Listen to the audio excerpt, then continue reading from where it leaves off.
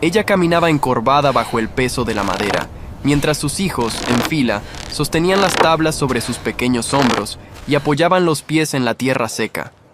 No había cemento, ni dinero, ni ayuda, solo la voluntad de ver nacer un hogar donde antes solo existía el vacío. «Mamá, ¿falta mucho para que esta casa esté lista?», preguntó uno de ellos con la frente sudada y la mirada cansada. Pero lo que nadie sabía es que incluso antes de que el techo se mantuviera en pie, el cielo decidió desatarse, y aquella noche, todo lo que habían construido fue puesto a prueba. ¿Cuántos años tienes? Cuéntamelo aquí en los comentarios. E imagina pasar por algo así cuando todavía ni siquiera se sabe lo que es descansar. Ahora siéntate con calma, porque lo que esta familia enfrentó va a tocar muy profundo tu corazón. Roberto cerró la puerta de la casona con una firmeza que no admitía réplicas, dejando a Elena y a sus 3 hijos en el dintel de piedra, rodeados por el polvo del camino y un silencio que pesaba más que las pocas pertenencias que les quedaban. No hubo despedidas, ni un trozo de pan para el viaje, ni una mirada de compasión para los pequeños que tiritaban no por frío, sino por el desamparo de verse expulsados de la única seguridad que conocían en el mundo. Para la familia de su difunto marido, ella era ahora una extraña, una boca más que alimentar que no traía consigo tierras ni ganado, sino únicamente la deshonra de la pobreza que la fiebre amarilla les había heredado tras llevarse a Julián. Elena apretó los hombros de su hija mayor, sintiendo cómo los vecinos se asomaban apenas tras las cortinas de encaje, juzgando su desgracia con esa indiferencia cruel que solo los pueblos pequeños saben destilar contra quienes caen en desgracia. Sin decir una sola palabra, ella ajustó el rebozo, tomó el bulto más pesado y comenzó a caminar hacia el límite del valle, donde la vereda se volvía maleza y las promesas se desvanecían entre los árboles. El trayecto hacia el terreno baldío fue una procesión de sombras y pies cansados que avanzaban entre las piedras calientes, bajo la vigilancia de un sol que no perdonaba la fragilidad de los chamacos. Nadie en el pueblo se acercó a ofrecerles un cántaro de agua o una mula para cargar el baúl desvencijado. Al contrario, el silencio social era tan absoluto que parecía que Elena y sus hijos se hubieran vuelto invisibles antes de morir. Ella caminaba con la vista fija en el horizonte, ignorando el dolor sordo que empezaba a instalarse en sus riñones, enfocada únicamente en el pedazo de papel amarillento que llevaba cosido al forro de su falda, la única escritura que Julián pudo dejarle. Era una tierra lejana, un rincón olvidado por Dios en la frontera salvaje, un sitio que sus cuñados despreciaban por considerarlo improductivo, pero que para ella representaba el último bastión de su dignidad y la única oportunidad de no ver a sus hijos mendigando en las esquinas de la capital. Al llegar al límite de la propiedad, la inmensidad del paisaje resultó ser una bofetada de realidad que casi le dobla las rodillas, pues no había más que matorrales espinosos y árboles de cedro que se alzaban como gigantes indiferentes ante su miseria. El terreno no tenía cercas, ni pozos, ni rastro alguno de que la mano del hombre hubiera intentado jamás domar aquella naturaleza brava que parecía rechazar cualquier intento de hogar. Sus hijos se detuvieron a su espalda, los 3 pares de ojos clavados en su nuca, esperando una orden o una señal de que todo estaría bien, aunque el miedo en sus rostros reflejaba la comprensión de que estaban solos frente al mundo. Elena soltó el baúl, dejando que el golpe contra la tierra seca levantara una pequeña nube de polvo, y miró sus manos, que aún conservaban la suavidad de quien alguna vez vivió bajo un techo seguro, sabiendo que esa sería la última vez que las vería sin callos ni cicatrices.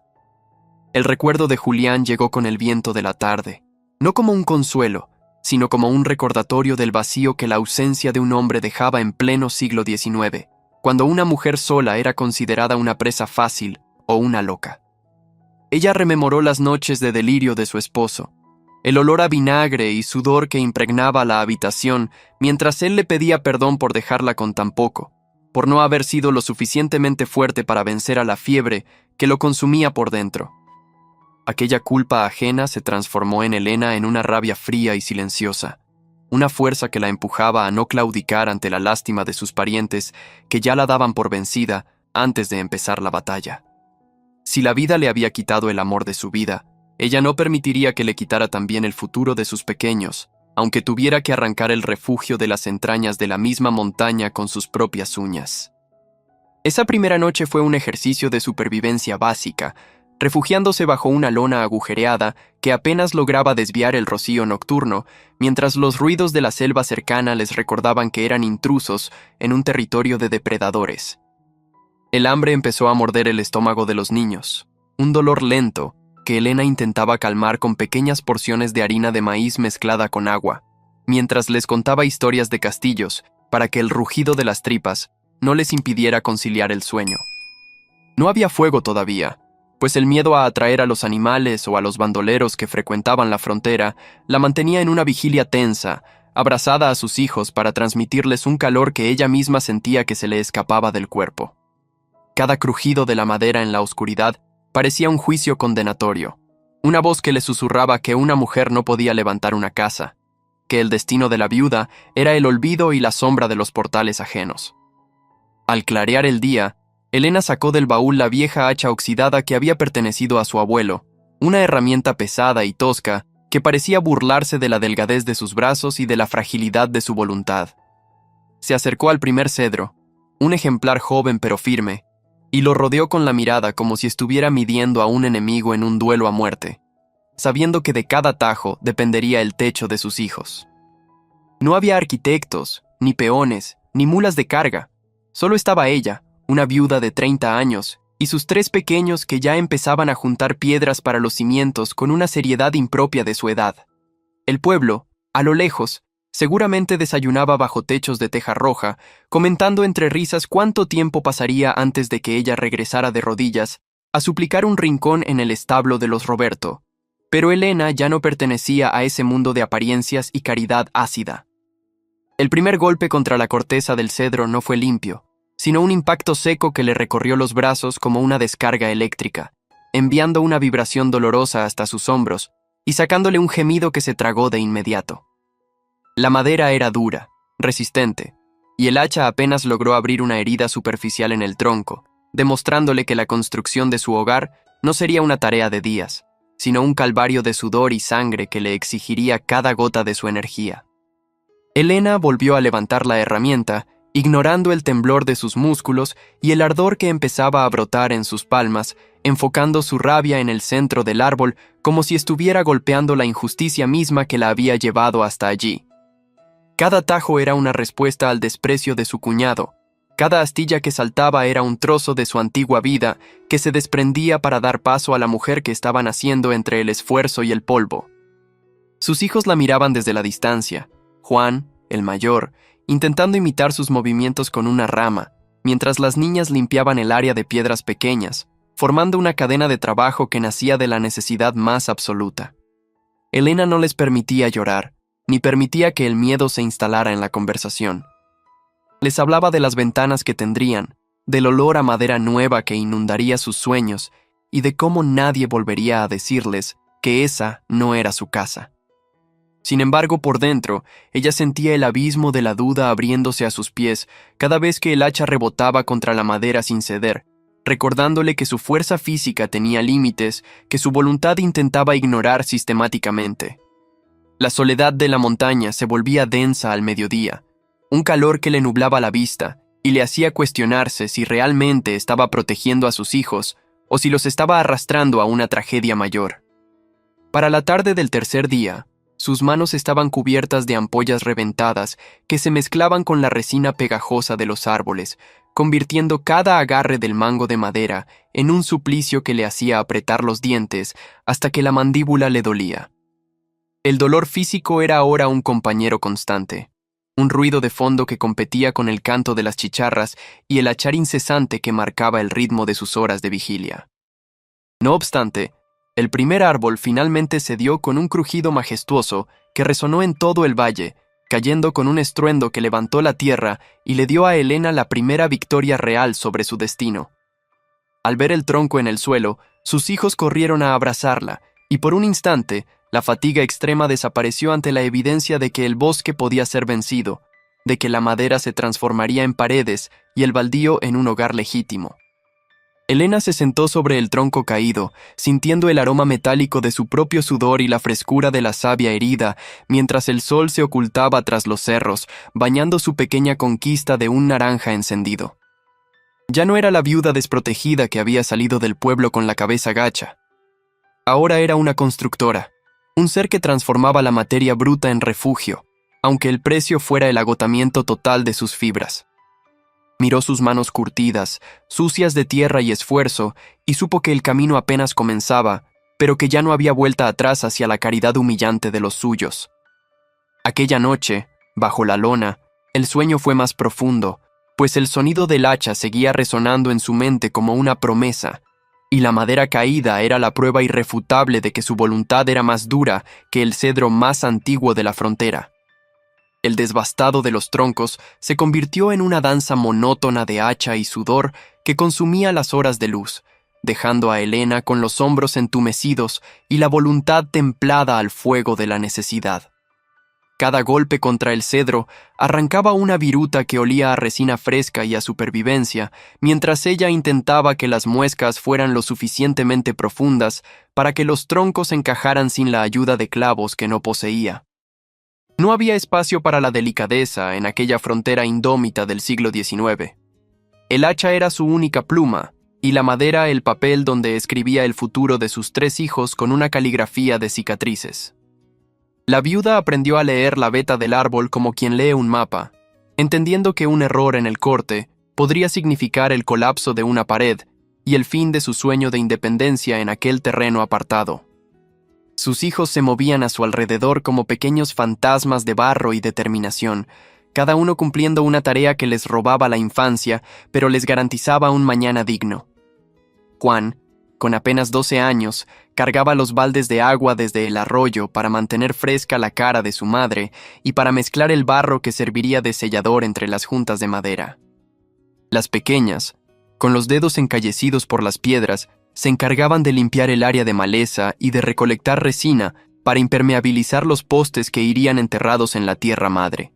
No había juegos en aquel baldío, solo el ritmo constante de la construcción y el murmullo de Elena, dándoles ánimos con promesas de un hogar que todavía era solo una estructura de esqueleto y sombras.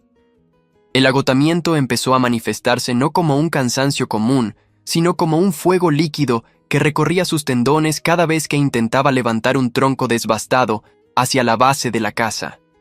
Elena sentía que sus pulmones ardían por el esfuerzo de inhalar el aire cargado de polvo y aserrín, mientras sus vértebras crujían como madera seca bajo un peso que superaba con creces su propia anatomía.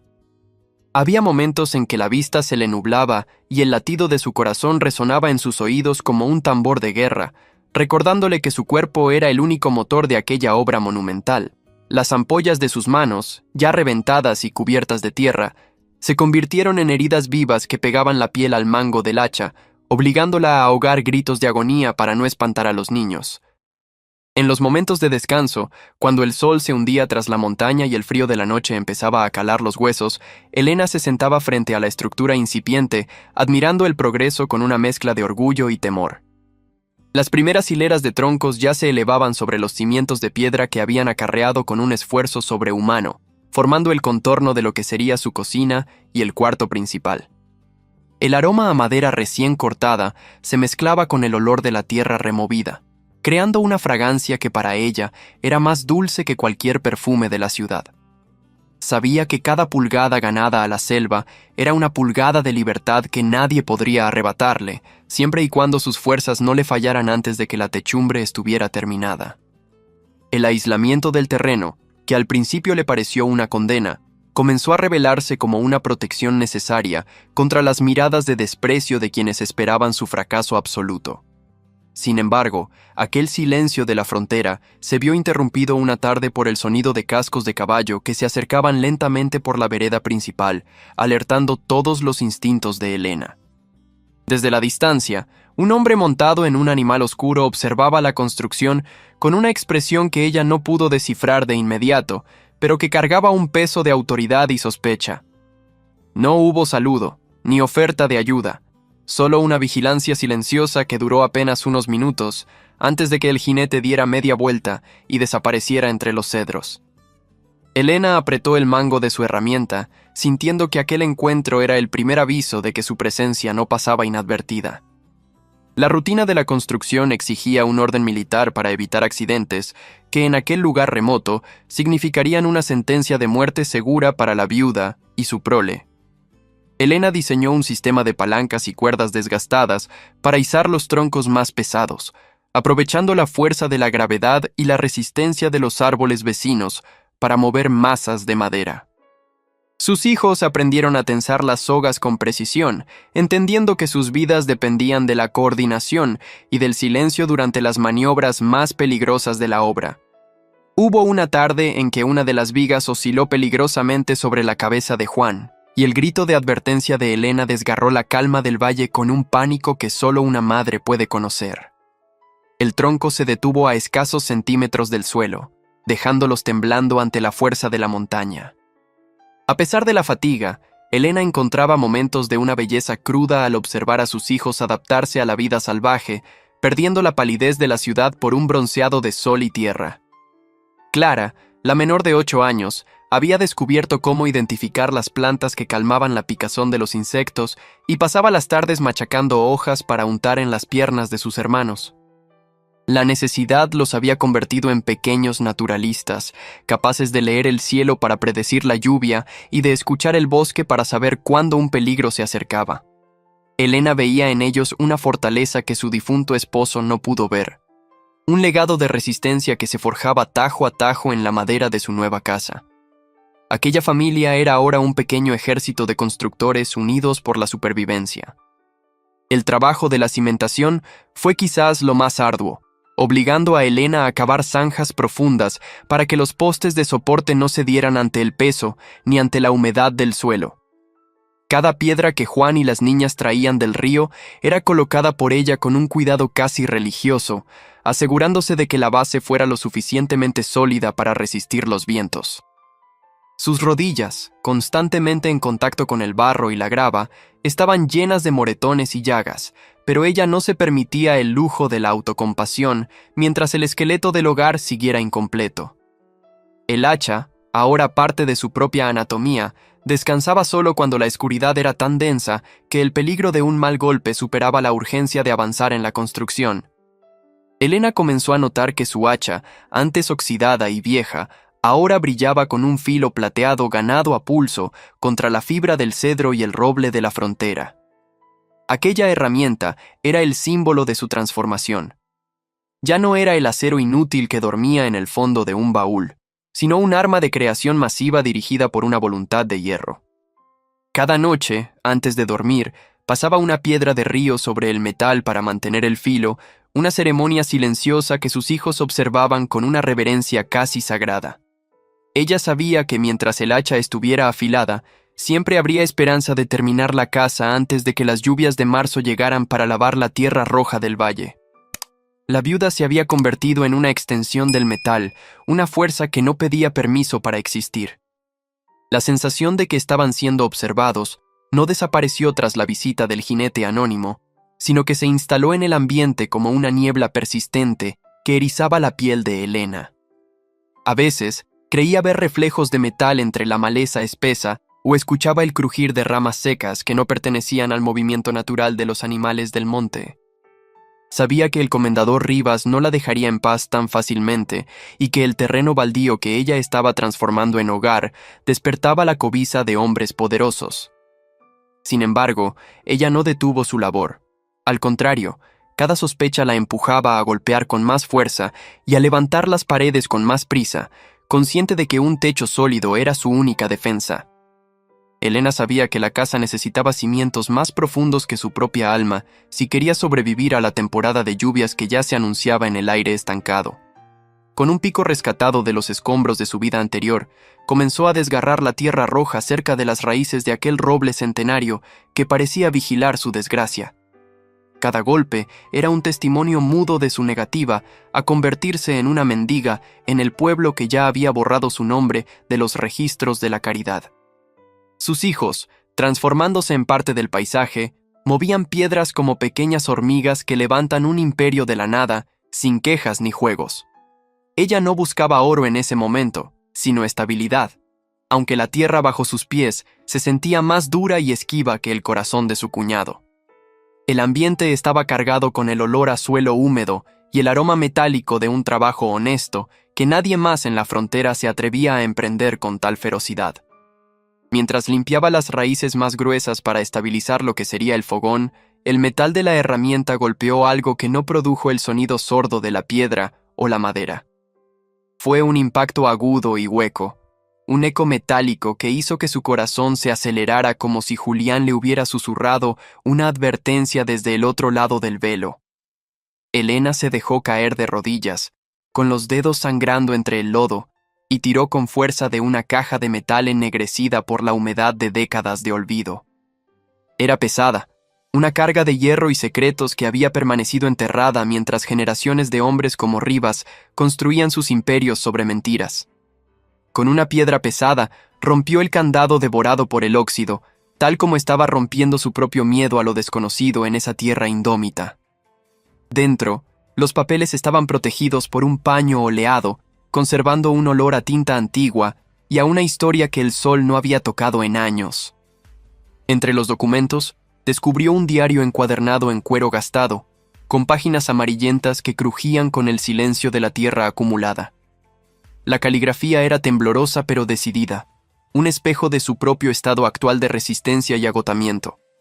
A medida que sus ojos recorrían las palabras de una mujer que había habitado ese mismo rincón años atrás, la verdad sobre el terreno comenzó a sangrar en su realidad como una mancha indeleble. No se trataba solo de una parcela de frontera salvaje, era un mapa de una traición que había dejado a una estirpe entera sin nombre y sin derechos. Los documentos probaban que los títulos de propiedad que el comendador Rivas exhibía con orgullo en su mansión habían sido forjados sobre un crimen cometido por su propio padre décadas atrás. Ella no estaba construyendo solo sobre suelo, estaba levantando su hogar sobre una base de derechos robados que la naturaleza misma había decidido custodiar para ella. El hallazgo más perturbador fue la mención detallada de un manantial subterráneo, una fuente oculta de vida que fluía con fuerza justo debajo de sus pies cansados. En una región que a menudo era estrangulada por las sequías más crueles, ese manantial representaba un tesoro más valioso que cualquier moneda de oro que los contrabandistas solieran esconder. Rivas lo sabía perfectamente, y su deseo de desalojar a una viuda no estaba motivado por la tierra baldía, sino por el control absoluto del agua en todo el valle. Elena miró el suelo seco, imaginando el pulso frío del agua en las profundidades, y sintió que una nueva clase de poder se instalaba en sus manos encallecidas. Escondió la caja metálica en un hueco del cedro recién desbastado, lejos de las miradas curiosas que sentía acechando desde las sombras del bosque espeso. La casa ya no era simplemente un refugio contra el frío. Ahora era una fortaleza que custodiaba el futuro de un valle entero sediento de justicia. Las primeras señales de sabotaje real aparecieron cuando el sol ya no era más que una línea roja y moribunda sobre el horizonte. Elena regresó del arroyo con los baldes pesados, solo para encontrar que los soportes principales de lo que sería su dormitorio habían sido aflojados con una malicia fría y calculada. No había rastros de animales salvajes, solo la huella profunda de una bota pesada y el olor persistente de un tabaco caro que flotaba en el aire quieto. Símbolos de mal agüero habían sido tallados con saña en la madera que ella había despojado de su corteza con tanto dolor, una guerra psicológica destinada a quebrarla. Sin embargo, no hubo gritos ni lágrimas. Ella simplemente tomó su hacha y comenzó a asegurar los amarres nuevamente con una fuerza nacida de la desesperación más absoluta. Los hombres de Rivas la observaban desde la maleza, pero no comprendían que una mujer que no tiene nada que perder es una fuerza que el metal no puede intimidar.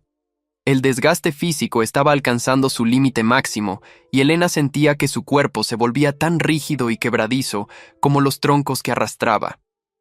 Su espalda se había convertido en un mapa de nudos y dolor sordo, y cada mañana tenía que forzar sus dedos para que se abrieran, pues mantenían el agarre del hacha incluso en sueños.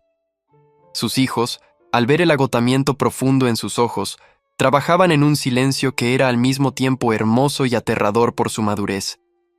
Incluso la más pequeña, usualmente propensa a las risas y los juegos, Ahora comprendía que cada piedra cargada era un peldaño en su supervivencia colectiva. Vivían al borde del colapso, con una dieta reducida al mínimo necesario, mientras sus manos se engrosaban con la labor de los adultos curtidos por la necesidad. La frontera les estaba robando la infancia con una voracidad implacable, pero a cambio les estaba otorgando un temple de acero que nunca se rompería. Una tarde, mientras el aire se volvía denso y los pájaros cesaban repentinamente su charla habitual, la atmósfera se cargó con una premonición de desastre inminente. Elena sintió la presión en sus oídos, una señal de que las tormentas de marzo ya no eran un rumor lejano, sino una realidad que se aproximaba con alas de color gris plomo. Los niños también lo sintieron, agrupándose cerca de las paredes a medio terminar, observando cómo el cielo cambiaba hacia un tono violáceo parecido a un moretón en la piel. Ella los obligó a trabajar aún más rápido, con su voz sonando como un látigo de amor y urgencia en medio de la penumbra que se espesaba por momentos. Todavía no tenían un techo completo, solo la promesa de uno, y las primeras gotas de lluvia se sintieron como agujas frías contra su piel recalentada por el sol. La naturaleza estaba preparando su propio juicio, indiferente a los papeles que Elena había encontrado o a la casa que ella había jurado levantar. La primera pared terminada se alzaba como un monumento a su propio desafío, una pantalla de cedro sólido que finalmente bloqueaba la vista hacia la profundidad del bosque. Se sentía firme, imperfecta, pero honesta en cada una de sus uniones, y Elena se apoyó contra ella sintiendo la vibración del viento que ya empezaba a arreciar. Había utilizado hasta la última gota de sus conocimientos sobre hierbas medicinales para tratar las astillas y los cortes que cubrían las extremidades de sus hijos. Se habían convertido en una unidad de construcción perfecta, moviéndose con una sincronía que habría hecho que Julián llorara de orgullo y de una pena profunda. La madera comenzaba a tornarse gris bajo la humedad creciente, adquiriendo el color de las piedras que anclaban la casa a la tierra que no perdonaba errores.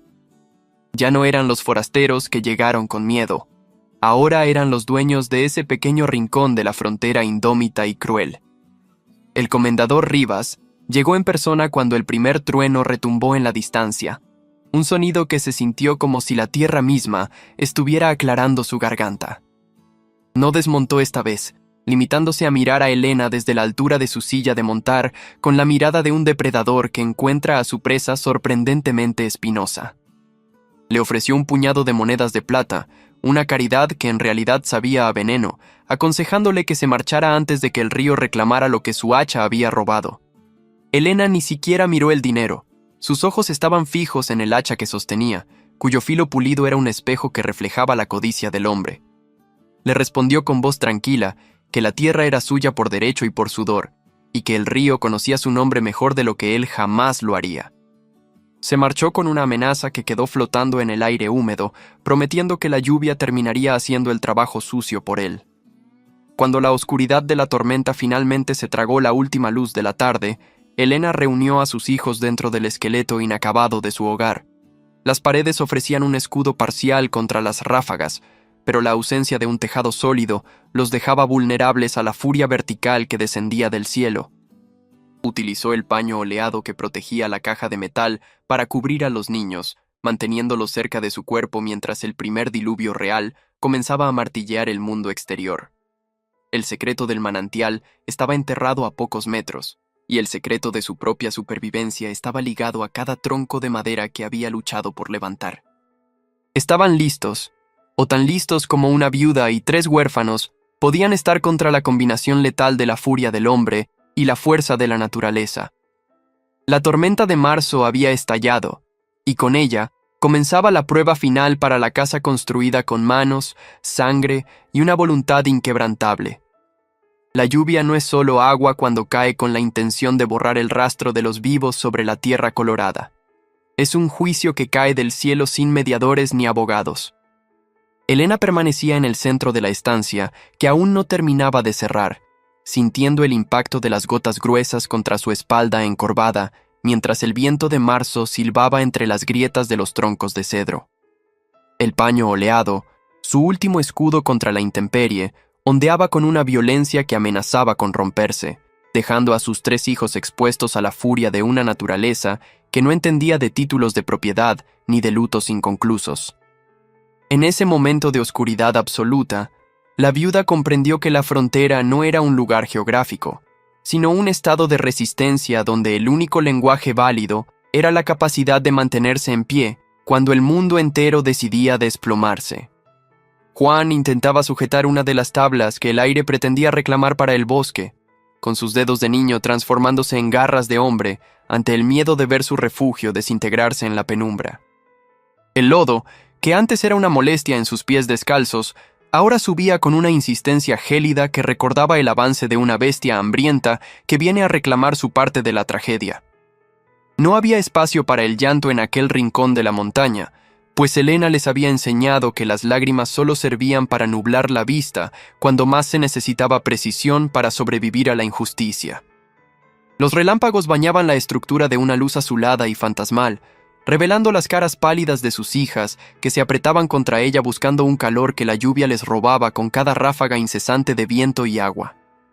El diario que guardaba en el bolsillo de su falda empapada se sentía como una piedra caliente, un secreto de papel y tinta que parecía pulsar con la misma intensidad que el trueno que hacía vibrar el suelo bajo sus pies. Helena recordaba las palabras de la mujer que la precedió en aquel baldío, las advertencias sobre la codicia del comendador Rivas y la existencia de aquel manantial que era el verdadero corazón del conflicto. Sabía que afuera, en la negrura del diluvio, la ambición humana era más peligrosa que el desbordamiento del río, pues los hombres de Rivas no dudarían en usar la tormenta para enterrar sus reclamos bajo el fango del olvido. La viuda apretó el hacha contra su pecho, sintiendo el metal frío contra su piel recalentada por la fiebre del esfuerzo, jurando que ninguna tormenta lavaría la verdad que ella había decidido desenterrar de las raíces del roble. Las niñas se mantenían en un silencio absoluto, una quietud de pequeños animales que presienten el peligro y saben que el menor ruido puede atraer a la desgracia definitiva hacia su escondite de madera. Helena las cubría con su propio cuerpo, sirviendo de muro de carne y hueso contra las gotas que se filtraban por el techo inacabado, mientras su mente repasaba cada unión de madera que había tallado con sus manos sangrantes. No había consuelo en la religión ni en las leyes de los hombres en aquella frontera salvaje. Solo existía la solidez del cedro y la profundidad de los cimientos que habían clavado con la fuerza de la desesperación más pura. Cada crujido de la casa era un diálogo entre su voluntad y la gravedad, una lucha silenciosa por demostrar que una madre sola podía levantar una fortaleza capaz de resistir el juicio final del cielo. Una de las vigas superiores, pesada y cargada de humedad, comenzó a deslizarse de su amarre provisional con un gemido de madera herida que hizo que el pulso de Helena saltara con una descarga eléctrica de pánico. Sin pensarlo, se lanzó hacia el poste de soporte, utilizando sus hombros y su espalda para frenar el movimiento descendente del madero que amenazaba con aplastar el rincón donde sus hijos buscaban protección. El dolor fue instantáneo, un fuego líquido que le recorrió las vértebras y le hizo ver estrellas en medio de la oscuridad. Pero ella no cedió ni un centímetro mientras sus músculos gritaban de agonía bajo la presión. Juan corrió a ayudarla, empujando con sus pequeñas manos el tronco bruto, formando una unión de fuerzas desiguales contra el destino que parecía haberse ensañado con su estirpe desde que la fiebre se llevó a Julián. El olor de la madera mojada saturaba el aire, una fragancia de resina y vida antigua que se mezclaba con el aroma metálico de la lluvia y el sudor frío de quienes luchan por no ser borrados del mapa de la existencia.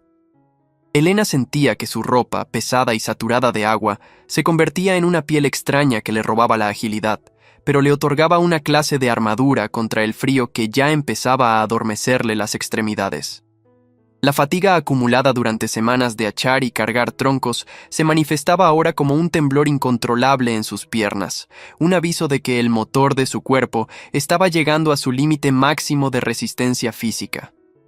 Sin embargo, ella les hablaba a sus hijos en un susurro firme, contándoles que el sol de la mañana revelaría que su casa seguía en pie, más fuerte que cualquier mentira de los hombres que los despreciaban.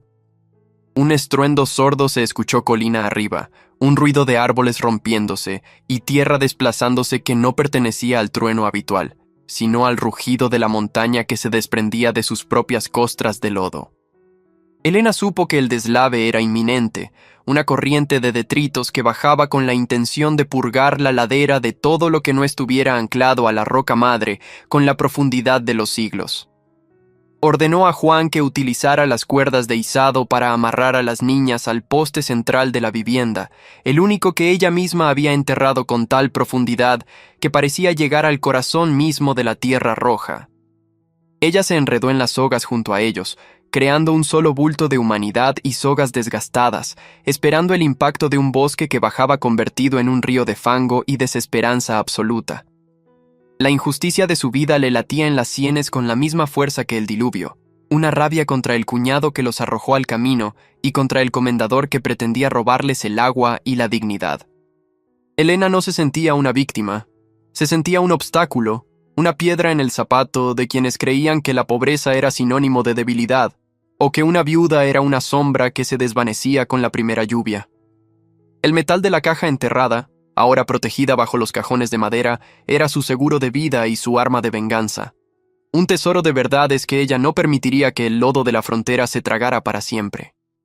Sus manos, antes hechas para el bordado y el cuidado tierno, ahora eran herramientas de guerra contra la naturaleza y contra la codicia de un mundo que solo respetaba la fuerza bruta de los hombres de poder.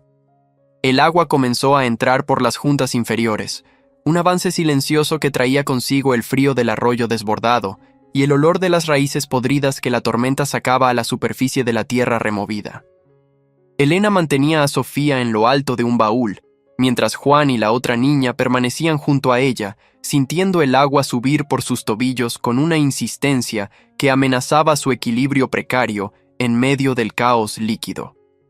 La casa temblaba bajo los embates del viento, y la madera de cedro parecía quejarse ante la presión de los elementos, pero los amarres que Elena había hecho con sus manos sangrantes resistían como tendones de acero en la oscuridad. No había espacio para la oración formal, solo para la comunicación interna entre una madre y su creación, un ruego mudo a los troncos para que no la abandonaran en la hora más oscura de su vida. De repente, el rugido de la montaña pasó a escasos metros de la estructura, un latigazo de tierra y piedras que golpeó una de las esquinas de la casa con la fuerza de un gigante furioso que reclama su paso por el valle. La madera crujió, algunas tablas del suelo se levantaron con un estrépito de huesos rotos, pero el núcleo de la construcción, sostenido por la voluntad de Elena y las sogas de Juan, permaneció anclado a la existencia. La viuda soltó un aliento contenido durante lo que pareció una eternidad, sintiendo que el mayor peligro de la montaña se alejaba colina abajo, aunque el cielo seguía derramando su llanto inagotable sobre sus cabezas empapadas. Todavía estaban vivos, todavía tenían su refugio maltrecho pero victorioso, y Elena supo que el barro de sus rostros era la pintura de guerra de quienes han decidido que no van a morir en silencio bajo la lluvia de la frontera. Sobrevivir no es un acto de heroísmo, sino una terca costumbre de la carne que se niega a soltar el último aliento cuando el cielo decide volverse plomo sobre la frente de los desamparados. Elena sentía el peso de la montaña todavía vibrando en sus talones, un eco de la tierra que se había desplazado a pocos metros de su refugio, recordándole que la frontera no perdona la debilidad ni concede treguas a quienes no tienen linaje. El estruendo del deslave había dejado un rastro de árboles astillados y rocas cubiertas de un lodo espeso que ahora amenazaba con lamer los cimientos de piedra que ella y Juan habían colocado con tanta fe. En medio de la penumbra, la viuda no buscó culpables ni se perdió en rezos inútiles. Simplemente ajustó el agarre de la soga que la unía a sus hijos, sintiendo el latido acelerado de 3 corazones que dependían exclusivamente de su capacidad para no romperse bajo la presión de la noche. El agua que se filtraba por las juntas de las paredes de cedro traía consigo el frío de las profundidades, un frío que se instalaba en los huesos de los chamacos y les ponía la piel de un tono azulado que a Elena le recordaba a la escarcha de los inviernos en el valle. Ella comenzó a mover los pocos muebles que habían construido, apilándolos contra la esquina que había recibido el impacto del lodo, intentando crear un contrafuerte humano y material contra la fuerza invisible que empujaba desde el exterior. Sus manos, hinchadas y entumecidas por la humedad constante, apenas respondían a las órdenes de su cerebro, pero ella las obligaba a trabajar, a anudar, a sostener, ignorando el dolor punzante que le recorría los tendones desde la nuca hasta las puntas de los dedos. No había espacio para la fatiga cuando el rugido del viento intentaba convencerla de que su lucha era en vano y que el destino de una viuda era siempre la derrota silenciosa. Juan se mantenía firme a su lado, con el rostro sucio de hollín y barro, imitando la seriedad de un hombre que ha comprendido demasiado pronto que el mundo es un lugar hostil para los que no tienen nada más que su voluntad. El muchacho no preguntaba si iban a morir, ni se quejaba del hambre que le mordía las entrañas. Simplemente observaba los movimientos de su madre y se anticipaba a sus necesidades, pasando las cuerdas o sosteniendo las tablas con una fuerza que nacía de un amor desesperado. Elena lo miraba de reojo, sintiendo una punzada de culpa por haberle arrebatado la niñez en aquel baldío, pero al mismo tiempo sentía un orgullo feroz al ver que el acero de su espíritu se estaba templando en la fragua de la adversidad. Eran una unidad, un pequeño ejército de sobrevivientes que se negaba a ser barrido por la lluvia de marzo o por la codicia de los hombres que los observaban desde las mansiones de teja roja. En el rincón más seco de la estancia, las niñas se abrazaban bajo el paño oleado, compartiendo el calor de sus cuerpos pequeños mientras escuchaban el lamento de la madera que resistía los embates de las ráfagas. La menor, Sofía, apretaba contra su pecho una pequeña muñeca de trapo que Elena le había hecho con restos de ropa vieja, el único juguete que había sobrevivido a la mudanza forzada y al abandono social. El silencio de las pequeñas era más elocuente que cualquier grito, una quietud de quienes han aprendido que en la frontera el ruido atrae a la desgracia y que la discreción es la mejor armadura contra la injusticia del mundo. Elena se acercó a ellas por un instante, acariciando sus cabezas con sus dedos curtidos, transmitiéndoles una seguridad que ella misma no sentía, pero que estaba dispuesta a fingir hasta que el último trueno se desvaneciera en el horizonte de la montaña. El pensamiento de la caja metálica enterrada bajo el roble le devolvía a Elena una claridad fría, una razón para resistir que iba más allá de la simple supervivencia física de su prole. Aquellos documentos eran la prueba de que el comendador Rivas no era más que un usurpador, un hombre que había construido su prestigio sobre el robo de un manantial que pertenecía a la tierra y a quienes la trabajaban con honestidad. Ella sabía que si lograba pasar la noche, el agua que ahora intentaba ahogarlo se convertiría en su mayor aliada, pues el secreto del flujo subterráneo le otorgaba un poder que ninguna moneda de plata podía comprar en aquel siglo de sequías y privilegios. La viuda no buscaba la riqueza para sí misma, sino la restitución de una verdad que había sido enterrada por la traición familiar, una verdad que ahora pulsaba bajo el lodo como un corazón herido, esperando ser sanado por la justicia. La fatiga física comenzó a manifestarse como una neblina espesa en su mente, haciéndole creer por momentos que Julián estaba allí, sosteniendo la viga principal junto a ella, con esa sonrisa tranquila que la fiebre le había arrebatado meses atrás. Elena sacudió la cabeza para espantar las sombras, sabiendo que el delirio era el primer paso hacia el colapso y que sus hijos no podían permitirse el lujo de una madre ausente en medio del desastre. El olor a ozono y madera mojada se volvió tan intenso que casi podía saborearlo en la garganta, una mezcla metálica y vegetal que definía el aroma de la lucha por la existencia en las tierras indómitas de la frontera. Cada centímetro de su piel ardía por el roce de la ropa empapada, una molestia constante que la mantenía alerta, anclándola a la realidad de una casa que crujía como un barco a punto de naufragar en un mar de tierra y agua. Un nuevo impacto sacudió la estructura, esta vez desde la parte trasera, donde el arroyo desbordado había comenzado a socavar el terreno con una violencia renovada por las lluvias torrenciales que no cedían. Elena sintió cómo el suelo se inclinaba ligeramente, un movimiento casi imperceptible para un extraño pero aterrador para quien ha puesto cada piedra con sus propias manos y conoce el equilibrio de su hogar. Corrió hacia el exterior, protegida apenas por el rebozo, y comenzó a clavar estacas adicionales en el barro, golpeándolas con el reverso del hacha en un frenesí de acción que buscaba detener el avance de la erosión. La lluvia le golpeaba el rostro con la fuerza de latigazos, cegándola por momentos, pero ella seguía golpeando, clavando su voluntad en la tierra roja, negándose a permitir que la montaña se tragara el único futuro que sus hijos tenían frente a ellos. Al regresar al interior, el agotamiento la obligó a sentarse en el suelo de tierra, sintiendo el frío subir por sus muslos como una advertencia de que sus fuerzas no eran infinitas y que el cuerpo tiene límites que el espíritu a veces ignora. Juan le acercó un poco de agua limpia, un gesto sencillo que a ella le pareció el acto más noble del mundo. Y por un segundo ambos se miraron a los ojos, reconociendo la magnitud de la tarea que habían emprendido solos. El muchacho le tomó la mano, una mano que ahora era un mapa de callos y cortes, y la apretó con una firmeza que le devolvió a Elena el calor necesario para seguir adelante con la vigilancia nocturna. No necesitaban palabras para entender que la construcción de la casa había sido solo el preludio de una batalla mucho más grande contra la indiferencia de los hombres y la furia de la naturaleza. La noche parecía no tener fin, una sucesión de relámpagos que revelaban la devastación del paisaje exterior. Árboles arrancados de raíz, veredas transformadas en torrentes de lodo y la silueta del bosque que parecía cerrarse sobre ellos como una boca hambrienta. Elena se mantuvo en vela, con el hacha a su alcance y el diario de la caja metálica resguardado en su regazo, lista para defender su pedazo de mundo contra cualquier amenaza que surgiera de la oscuridad. Sabía que Rivas y sus hombres estarían esperando el amanecer para comprobar si la tormenta había hecho el trabajo sucio por ellos, pero ella estaba decidida a mostrarles que una mujer de la frontera está hecha de la misma fibra que el cedro viejo.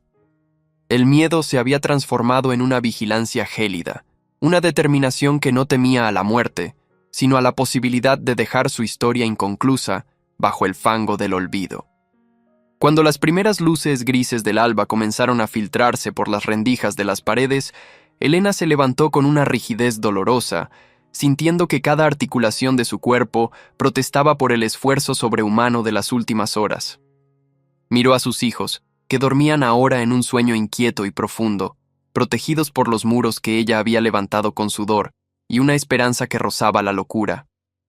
La casa seguía en pie, maltrecha, rodeada de escombros y lodo, pero victoriosa frente al primer gran juicio del cielo, emergiendo del desastre como un monumento a la persistencia humana en medio de la barbarie.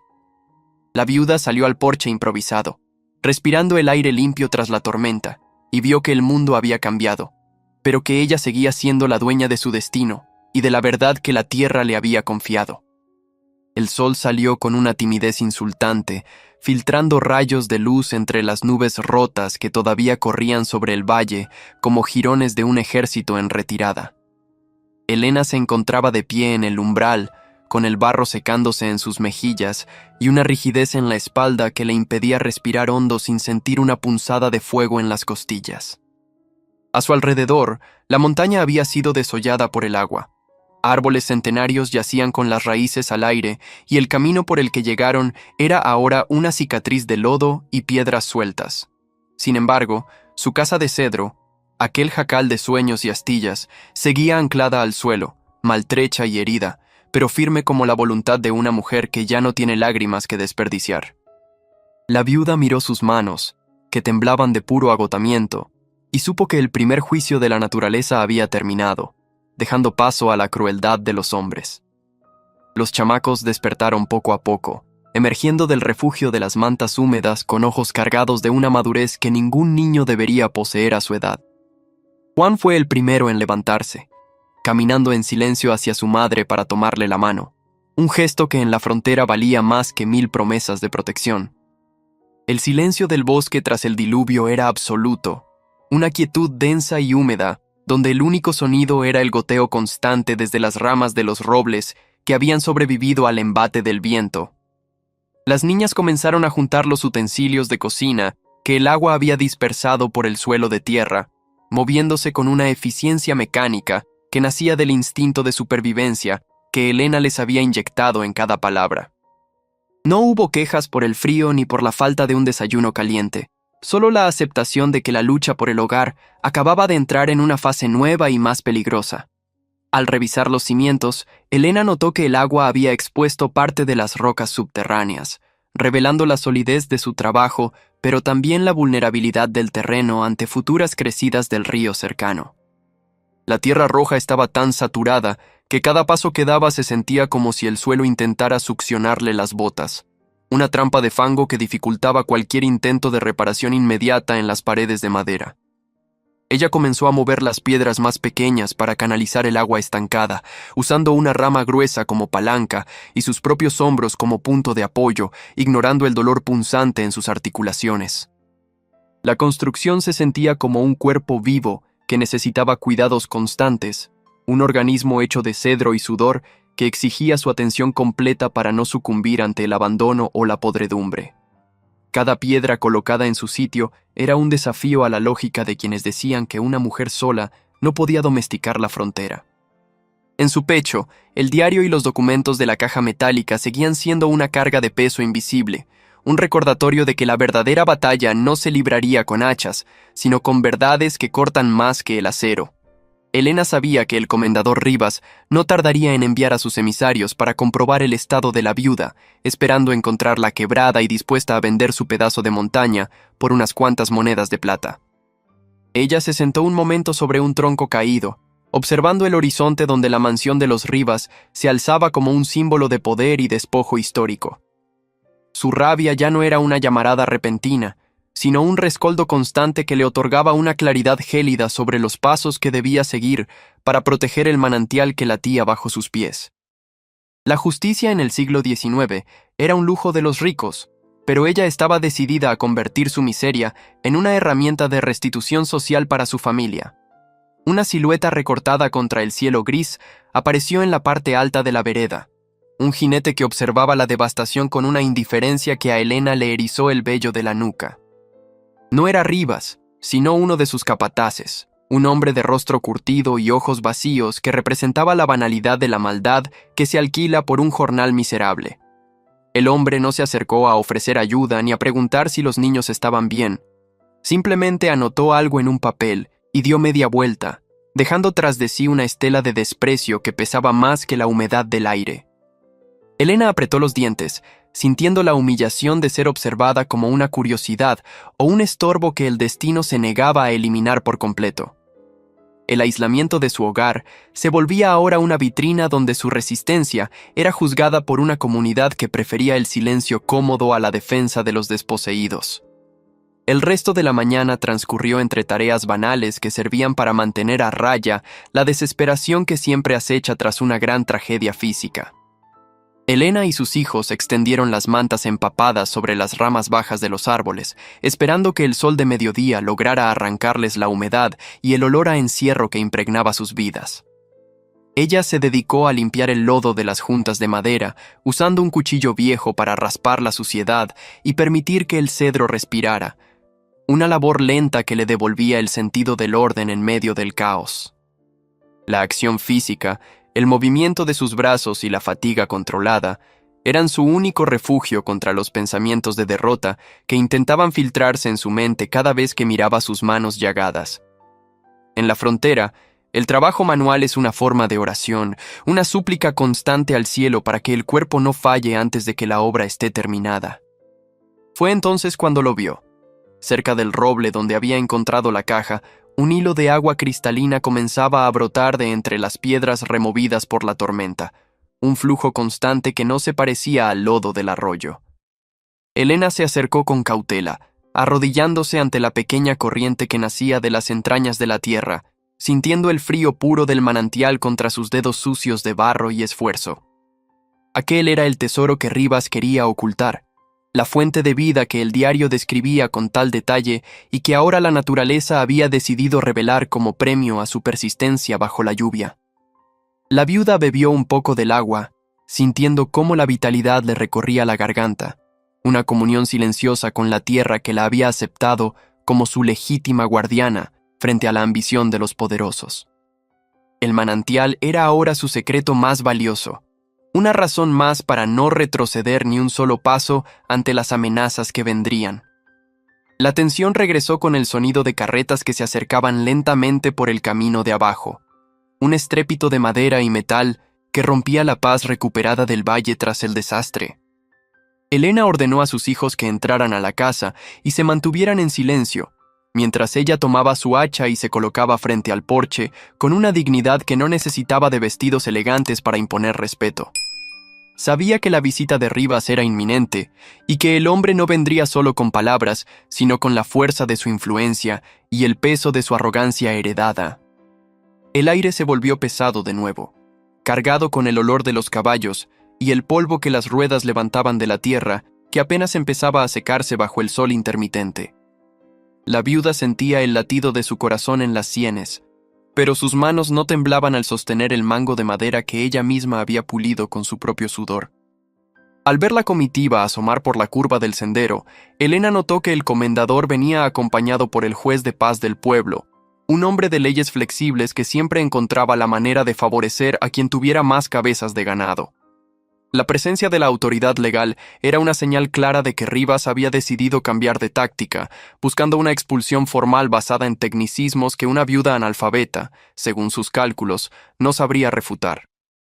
Elena miró hacia atrás por un segundo, viendo las caritas de sus hijos asomadas por la ventana de madera, y sintió que una fuerza ancestral le recorría la columna vertebral, una protección maternal que no entendía de miedos ni de jerarquías sociales. Ella no era la mujer frágil que llegó hace semanas. Era la dueña de la verdad enterrada y la custodia del agua que el valle necesitaba para no morir de sed en el próximo verano. El comendador detuvo su caballo a pocos metros de Elena, mirándola con una mezcla de asco y fascinación por la resistencia que aquella mujer de barro y madera estaba demostrando ante sus ojos. El juez de paz carraspeó, desplegando un documento que olía a burocracia y a traición, comenzando a leer en voz alta una orden de desalojo inmediata, alegando que la propiedad pertenecía a la familia Rivas desde tiempos de la colonia.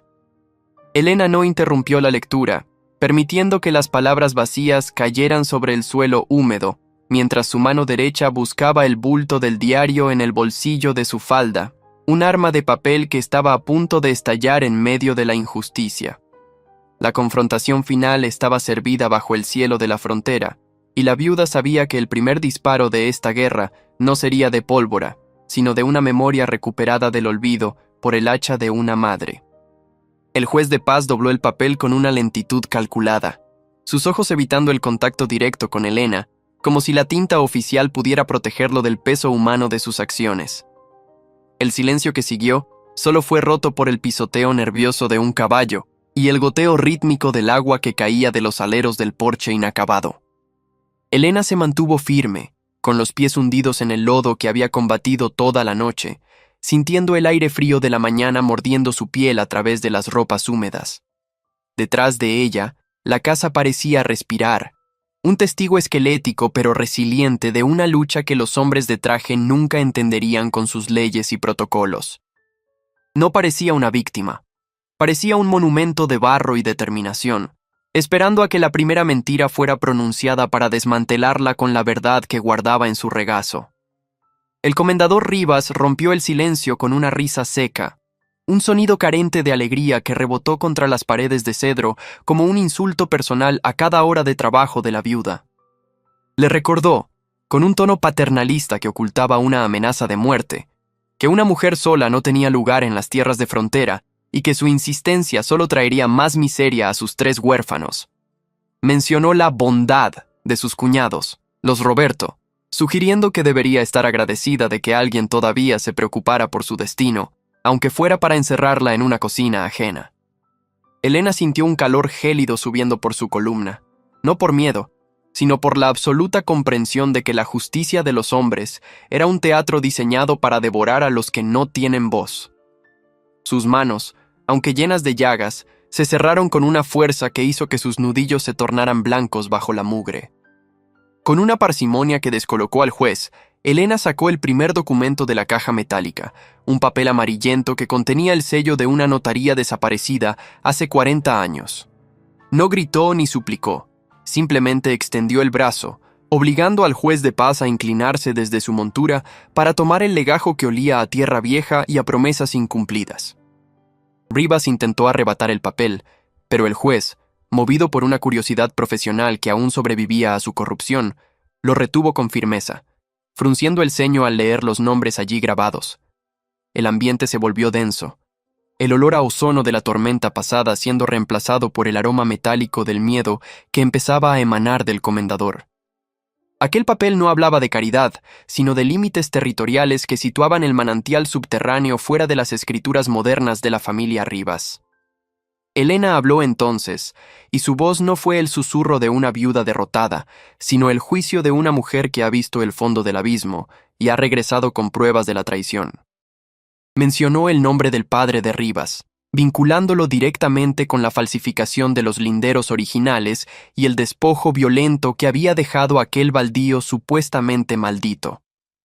Cada palabra era un tajo más profundo que los que su hacha había infligido al cedro, una revelación que hacía que la mano del comendador buscara instintivamente la empuñadura de su látigo. Los hijos de Elena, observando desde la ventana, veían a su madre transformarse en una giganta de barro, una figura que desafiaba a los señores del valle con la sola fuerza de su memoria recuperada.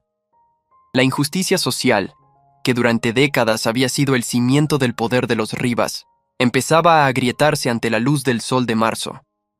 El juez de paz carraspeó, sintiendo que el suelo bajo las patas de su caballo era mucho menos estable de lo que había imaginado minutos antes al firmar la orden de desalojo. Miró a Rivas de reojo, buscando una señal de mando, pero encontró solo el rostro desencajado de un hombre que ve cómo su imperio de agua y mentiras se tambalea por culpa de una viuda tenaz. El documento era claro. La tierra que Elena ocupaba no solo era legítimamente suya por herencia de Julián, sino que contenía la servidumbre de agua que el pueblo entero necesitaba para sobrevivir a las sequías. La presencia del manantial, mencionada en los antiguos registros, convertía a Elena en la guardiana de la vida del valle, una posición que la ley, incluso la más torcida, no podía ignorar sin provocar una revuelta popular. El silencio que siguió fue el de una trampa cerrándose sobre quienes creían que la pobreza era una sentencia de silencio absoluto. Rivas intentó una última táctica, la de la intimidación física, haciendo que su caballo avanzara un paso hacia Elena, casi invadiendo el espacio personal de la mujer que no retrocedió ni un centímetro. Le advirtió que los papeles no sirven de nada cuando la montaña decide tragarse a la gente, sugiriendo accidentes que la lluvia de la frontera solía ocultar con demasiada frecuencia. Pero Elena solo señaló hacia el bosque, hacia los árboles de roble que habían resistido el deslave, indicando que ella ya había sobrevivido a lo peor que la naturaleza podía lanzarle y que los hombres eran solo sombras en comparación. Su mirada era un espejo donde el comendador vio reflejada su propia cobardía, la de un hombre que necesita caballos y jueces para enfrentarse a una madre armada con un hacha y un diario de cuero. La tensión era un hilo de acero a punto de romperse en medio del lodo. El juez, temiendo que la situación escalara hacia una violencia que no podría justificar ante sus superiores en la capital, intervino con una voz que intentaba recuperar una autoridad perdida.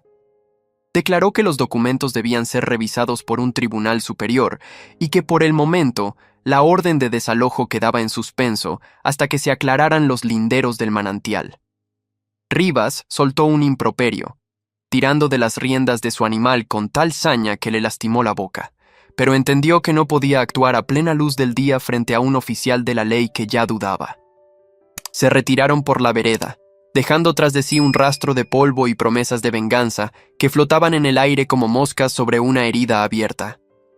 Elena permaneció en el porche hasta que el último sonido de los cascos se desvaneció, sintiendo que sus piernas finalmente cedían bajo el peso de la adrenalina acumulada. Al entrar en la casa, sus hijos la recibieron con un silencio reverencial, como si no se atrevieran a tocar a la mujer que acababa de detener a los dueños del mundo con un trozo de papel. Juan le tomó el hacha de la mano y la colocó en su rincón, notando que el filo estaba impecable, un reflejo de la claridad mental con la que su madre había librado aquella batalla sin disparar un solo tiro. Elena se sentó en el suelo, rodeada por las paredes que ella misma había levantado, y permitió que su cabeza descansara contra el cedro frío, sintiendo el latido del manantial subterráneo como si fuera el suyo propio. Sabía que Rivas volvería bajo el amparo de la noche o enviaría a otros a hacer el trabajo sucio, pero la primera victoria era suya y el miedo ya no tenía habitación en aquel hogar. Estaban cansados, hambrientos y empapados, pero por primera vez en meses eran dueños de su propia historia. La tarde se tornó de un color ámbar profundo, bañando el baldío de una belleza melancólica que contrastaba con la violencia psicológica de la mañana. Elena y Juan se dedicaron a asegurar las puertas y ventanas, utilizando los restos de las cuerdas de la tormenta para crear cierres improvisados, pero efectivos contra cualquier intrusión nocturna.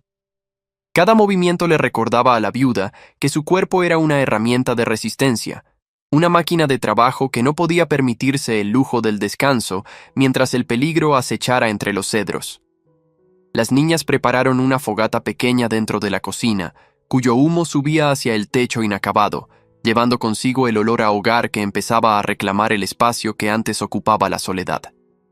No había lujos, ni siquiera comida suficiente, pero la dignidad de haber defendido lo propio llenaba la estancia con una calidez que ninguna estufa de hierro podría igualar.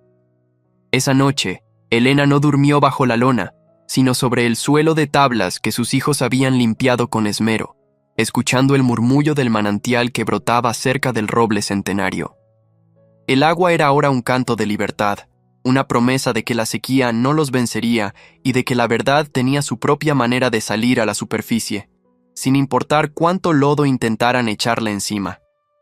Miró el diario que descansaba a su lado, pensando en la mujer que lo escribió y en cómo sus vidas se habían unido a través del tiempo y la tragedia para salvar un pedazo de frontera. La casa de madera ya no era solo una construcción, era un pacto entre los vivos y los muertos, un refugio donde la justicia había decidido echar raíces. Elena cerró los ojos, sabiendo que el mañana traería nuevos desafíos, pero con la certeza de que su hacha y su verdad eran más fuertes que cualquier comendador. Tras la partida de los hombres de leyes, el polvo tardó en asentarse sobre la vereda, dejando un sabor a tierra y a victoria amarga en la boca de Elena.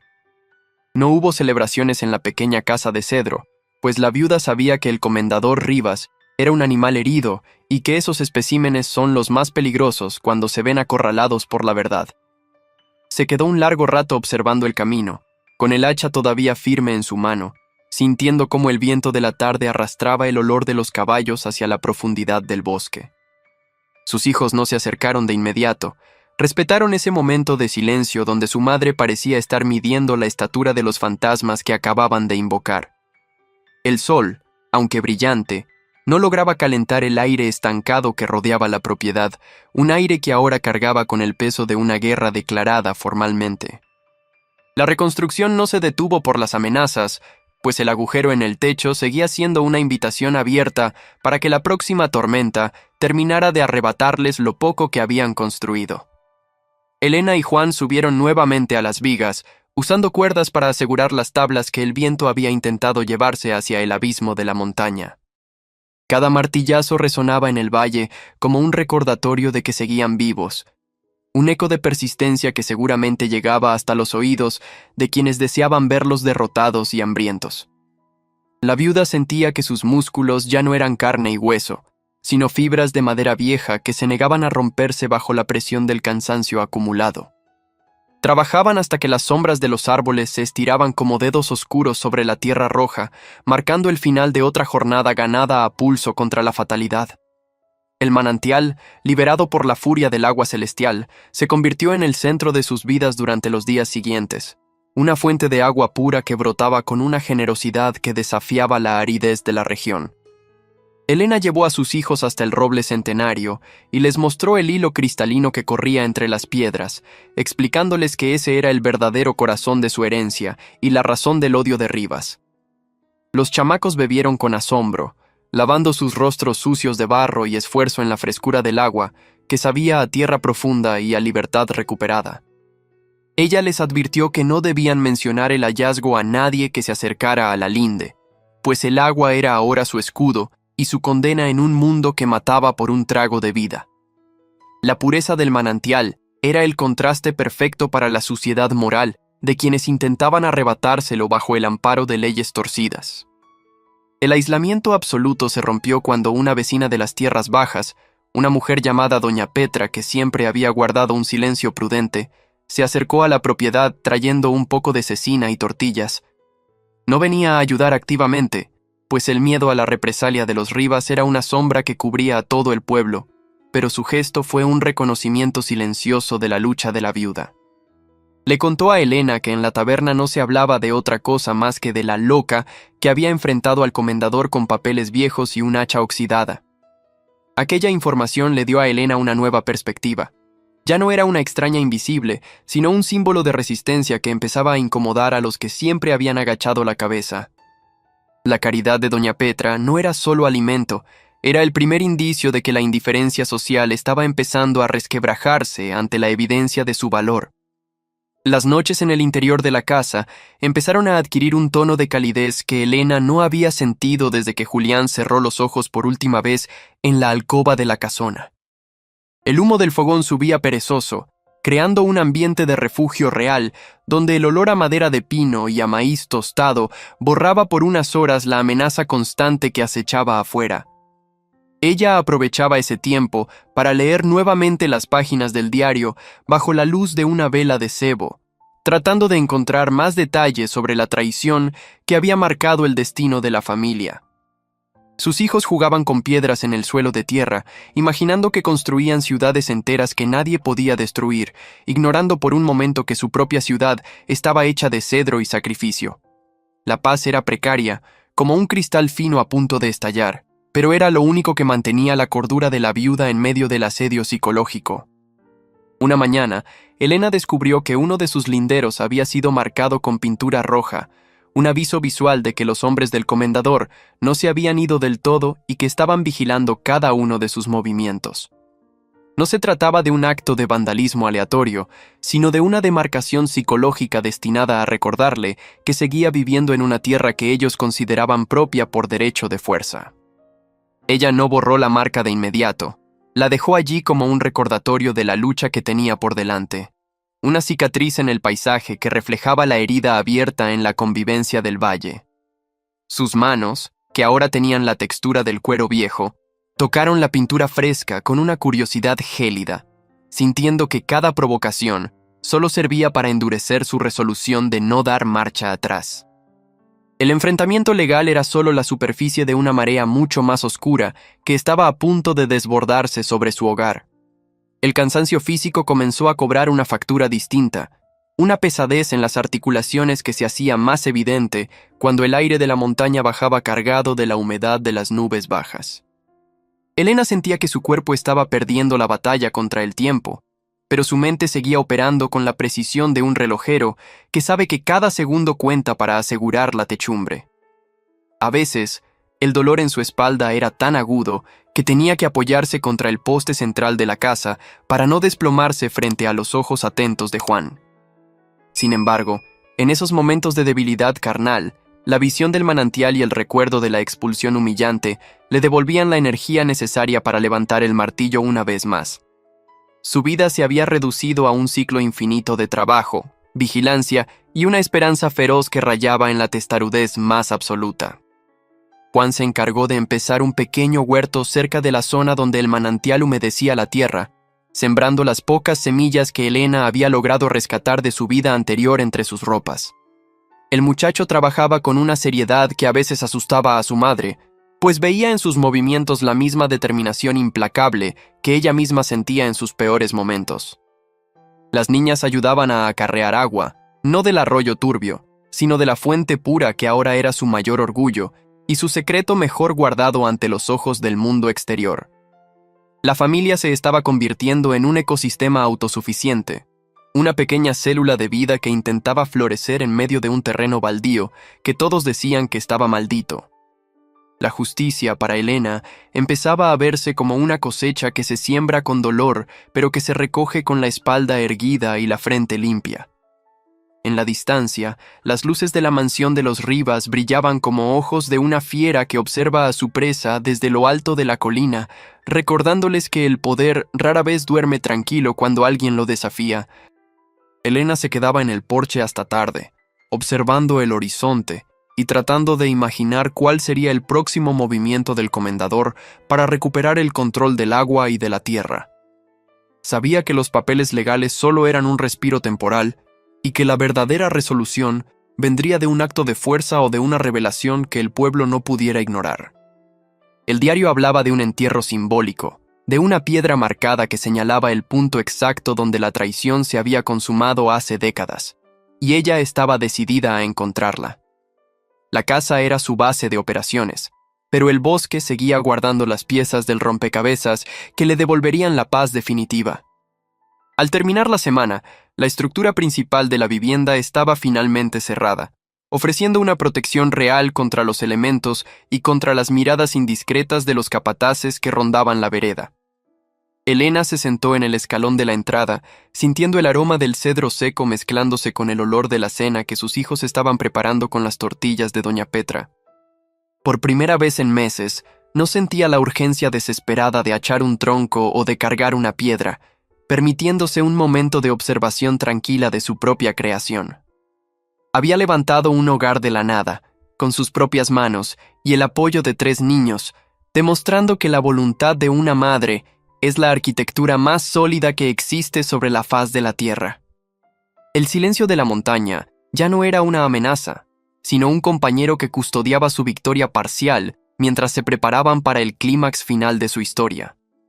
Elena sabía que la quietud que siguió a la partida del juez no era paz, sino un paréntesis de asfixia en el que el aire parecía negarse a entrar en sus pulmones cansados. Se quedó de pie en el porche, con el hacha descansando contra su muslo, observando cómo las sombras de los cedros se alargaban como dedos acusadores sobre la tierra que acababa de defender con papeles y coraje. Sabía que la ley de los hombres era una veleta que giraba según el viento del dinero, y que Rivas no se quedaría de brazos cruzados viendo cómo una viuda le arrebataba el control del agua. Los chamacos la miraban desde la penumbra del jacal, con esa seriedad de quien ha comprendido que la libertad no es un regalo, sino una conquista diaria que se paga con el temple de los nervios. Elena ajustó su rebozo, sintiendo el frío de la tarde calar en sus huesos, preparándose para la respuesta de un poder que no sabía perder. La noche descendió sobre la frontera con una pesadez de terciopelo negro, ocultando los movimientos de quienes acechaban entre la maleza espesa, con intenciones de pólvora y despojo. Dentro de la casa, el fuego del fogón era una pequeña isla de resistencia, iluminando los rostros cansados de una familia que había aprendido a dormir con un ojo abierto y el oído atento al menor crujir de las ramas. Elena no se permitió el lujo de cerrar los párpados, permaneciendo sentada junto a la puerta con el diario de la caja metálica sobre su regazo, como si las palabras de la difunta pudieran servirle de escudo contra la maldad.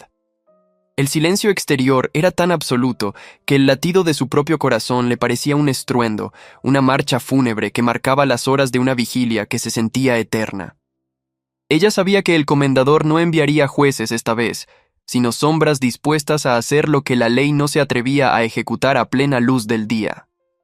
De repente, un olor extraño comenzó a filtrarse por las rendijas de las paredes de cedro, una mezcla de queroseno y humo que hizo que el instinto de Elena estallara como una chispa en un pajar. Se levantó de un salto, despertando a Juan con un toque firme en el hombro, mientras sus ojos buscaban el origen de la amenaza que pretendía convertir su refugio en una pira funeraria. Afuera, una antorcha voló por el aire, describiendo una parábola de fuego que iluminó por un segundo la figura de un hombre embosado antes de impactar contra el suelo húmedo, a pocos centímetros de la base de la vivienda. La viuda no gritó. Su reacción fue una acción seca y precisa, tomando el balde de agua del manantial para sofocar la llama antes de que el cedro, todavía húmedo por la lluvia, pudiera alimentarla. La guerra psicológica había terminado, dando paso a una violencia directa que buscaba borrar el rastro de su existencia en la montaña. Los hombres de Rivas no contaban con que la lluvia de marzo había transformado el terreno en una trampa de lodo que dificultaba sus movimientos y delataba su presencia con el chapoteo constante de las botas. Elena salió al porche con el hacha en alto, una visión de furia materna que hizo que los agresores vacilaran bajo la luz de la luna intermitente que se filtraba entre las nubes rotas. Les gritó que la tierra ya no era de nadie, sino de los muertos que clamaban justicia desde las raíces del roble, y que cada gota de agua del manantial estaba bendecida por el sudor de sus hijos. Su voz, ronca por el cansancio pero firme como una sentencia moral, resonó en el valle con una autoridad que los mercenarios no esperaban encontrar en una mujer sola y empobrecida. Hubo un momento de vacilación colectiva, Un silencio tenso donde el miedo cambió de bando, revelando que incluso los hombres más crueles temen a quien no tiene nada que perder. Juan apareció a su lado sosteniendo una horquilla de labranza, con el rostro endurecido por una madurez prematura que le daba el aspecto de un pequeño guerrero forjado en la adversidad del baldío. La unidad de la familia era su arma más poderosa, un muro invisible que los atacantes no sabían cómo flanquear sin recurrir a un derramamiento de sangre que el pueblo no perdonaría tan fácilmente. Elena sentía la adrenalina recorriéndole las venas como un fuego líquido, borrando por un instante el dolor crónico de su espalda y el entumecimiento de sus dedos llagados por el trabajo incesante. Los saboteadores se retiraron hacia la espesura, maldiciendo en voz baja, pero ella sabía que aquello era solo un repliegue táctico antes del asalto final que el comendador estaba preparando. La viuda regresó al interior, cerrando la puerta con una firmeza que era un juramento de resistencia hasta las últimas consecuencias. Al amanecer, Elena decidió que no podía seguir esperando a que la muerte la visitara en su propia casa, y tomó el diario para buscar la ubicación exacta de la piedra marcada que mencionaba la antigua habitante. Se adentró en el bosque con Juan, dejando a las niñas bajo llave, caminando entre los robles que habían sobrevivido al deslave, con una determinación que no admitía dudas ni retrocesos. El diario hablaba de un punto donde el manantial se dividía, un lugar sagrado para la tierra donde la traición de los Rivas había dejado una huella física que la ley no podría ignorar si se hacía pública. Sus pies, acostumbrados a la irregularidad del terreno, la llevaron hasta un afloramiento rocoso cubierto de musgo y olvido, donde una inscripción toscamente grabada revelaba la fecha del despojo original. Al tocar la piedra fría, Elena sintió una conexión eléctrica con el pasado, como si miles de voces acalladas estuvieran finalmente encontrando su cauce a través de sus manos. La revelación grabada en la piedra era la pieza que faltaba para que el pueblo entero se levantara contra la tiranía del comendador, pues demostraba que el agua siempre había sido un bien comunal robado por la codicia de una sola familia. Elena comprendió que su lucha ya no era solo por un techo para sus hijos, sino por la dignidad de un valle que había sido sediento de justicia durante generaciones bajo el amparo de mentiras. Regresó a la casa con la certeza de que tenía en sus manos el poder de cambiar el destino de la frontera, aunque el precio fuera convertirse en el blanco principal de la ira de los poderosos. La injusticia, que antes parecía un gigante invencible, ahora se mostraba como un edificio de naipes a punto de colapsar ante el primer soplo de una verdad documentada y tangible. La viuda ya no se sentía sola, se sentía la punta de lanza de una redención colectiva que estaba a punto de estallar. Mientras tanto, la salud física de Elena comenzaba a dar señales de un agotamiento que la voluntad ya no podía enmascarar con la misma facilidad que al principio de la construcción. Sus movimientos se volvieron lentos, y una tos seca, producto de las noches de humedad y frío, empezó a desgarrarle el pecho cada vez que intentaba realizar un esfuerzo físico mayor. Juan la observaba con una preocupación silenciosa, asumiendo cada vez más las tareas pesadas de la casa, para permitir que su madre guardara fuerzas para el enfrentamiento final que todos presentían en el aire. La fatiga era una sombra que la perseguía, un recordatorio de que su cuerpo era mortal, aunque su espíritu hubiera alcanzado la estatura de las montañas que la rodeaban. Ella se negaba a descansar, sabiendo que el comendador no tendría piedad de su fragilidad si llegaba a detectar una sola grieta en su armadura de madera y papel. El pueblo comenzó a reaccionar de forma sutil, con pequeñas señales de apoyo que llegaban hasta la linde de su propiedad en forma de herramientas prestadas o consejos sobre cómo defenderse de los hombres de Rivas. Doña Petra regresó con noticias de que el juez de paz estaba recibiendo presiones desde la capital para revisar seriamente los documentos que Elena había presentado en el porche. La marea de la opinión pública estaba cambiando, movida por la admiración que despertaba la resistencia de una mujer que había levantado un hogar donde todos decían que solo habitaba la muerte y el silencio. La viuda se convirtió en una leyenda viva antes de que la historia terminara, una figura de cedro y barro que representaba la posibilidad de que la justicia no fuera solo un sueño de los libros de leyes. El aislamiento social, que fue su mayor condena al llegar, se estaba transformando en una red de solidaridad invisible que la protegía del olvido. La tarde previa al gran desenlace, el cielo se tiñó de un rojo sangriento, un presagio cromático que reflejaba la tensión que se vivía en cada rincón de la frontera ante el inminente choque de poderes. Elena reunió a sus hijos alrededor del manantial, bebiendo juntos el agua pura que ahora fluía con una fuerza renovada, como si la tierra misma estuviera celebrando la cercanía de su liberación definitiva. Ella les habló de la importancia de la memoria y de cómo la madera de su casa siempre recordaría el esfuerzo de sus manos, independientemente de lo que el futuro les deparara en aquel valle de sombras. No había miedo en sus palabras, solo una aceptación profunda de que habían cumplido con su parte del trato con la vida, levantando un hogar y una verdad que nadie podría borrar. Se prepararon para la última noche, con el hacha afilada y el diario en el pecho, esperando el amanecer que decidiría si la justicia era capaz de florecer en el barro de la injusticia. El aire de la mañana siguiente traía una limpieza que no se sentía en el valle desde hacía décadas, como si el cielo hubiera decidido finalmente otorgar un perdón general a la tierra maltratada por la codicia. Elena salió al porche, sintiendo que sus piernas ya no eran de plomo, sino de una madera vieja que ha aprendido a soportar el peso de las estaciones sin quejarse. No hubo ruidos de caballos ni amenazas gritadas desde la maleza, solo el murmullo constante del manantial que ahora corría con una fuerza alegre, reclamando su lugar legítimo entre las piedras del roble. La viuda miró hacia el pueblo, sabiendo que el silencio de Rivas era la señal definitiva de que la verdad había cortado las raíces de su poder injusto, dejando espacio para una nueva vida. Los rumores en la plaza central se habían transformado de burlas en un respeto temeroso, una marea de opiniones que ahora se inclinaba a favor de la mujer que no se dejó quebrar por el viento ni por el miedo. El juez de paz, movido por el instinto de supervivencia política, envió a un mensajero con una nota formal reconociendo que los documentos de la caja metálica eran auténticos y que la propiedad de Elena era inalienable.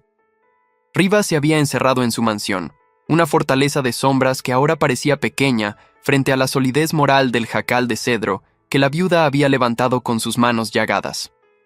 La victoria no fue un estallido de júbilo, sino un alivio lento que se filtraba en los pulmones de quienes siempre habían vivido bajo la bota de la indiferencia social.